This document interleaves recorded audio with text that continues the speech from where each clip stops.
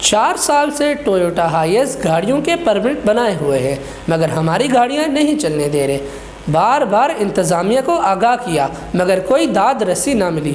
متاثرہ شخص نذیر حسین کی میڈیا سے گفتگو۔ ہمارے گاڑیوں کے پرمٹ بنے ہوئے ہیں، پرمٹ 4 سال تو بنے ہوئے ہیں، ہم انتظامیہ کے پاس بھی جا رہے ہیں، وہ پرمٹ اور یونین کے پاس بھی جا رہے ہیں، لیکن یونین نے کوئی فیصلہ اس لیے تک نہیں کیا ہے۔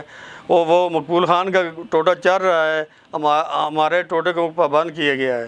اور بسوں کے یونین جو ہے وہ مطلب جو گاڑی آتی ہے وہ مار کوٹ کرتے ہیں یہاں پہ، پرمٹ کے ٹیکس دیتے ہیں ہم پرمٹ کا، 4 سال سے ٹیکس ادا کر رہے ہیں، سب چیز کر رہے ہیں، لیکن کوئی مطلب یونین فیصلہ نہیں کر رہی، نہ انتظامیہ کر رہی ہے۔ اس وقت ہمارے بچے بھوکے مر رہے ہیں۔ ہم 40 لاکھ کا ٹوٹا خریدا ہوا ہے، وہ پیسے ضائع کر کے ہم بیٹھ گئے، ہمیں بھوک کا اور بچے تڑپ رہے ہیں یہاں پہ لیپ آبادی میں، ہمیں کوئی روزگار نہیں مل رہا۔ ہمیں گلی اردے بھی انہوں نے بند کر دیا ہے کہ گلی اردے وہ گاڑیاں نہیں آ سکتی، اور ہم کون سا راستہ اختیار کریں، وہ گاڑیاں کس سائڈ پر چلائیں ہم۔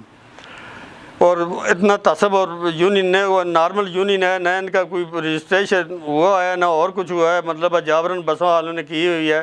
اپنی گاڑیاں ان کی چل رہی ہیں، ہماری گاڑیاں روکی ہوئی ہیں۔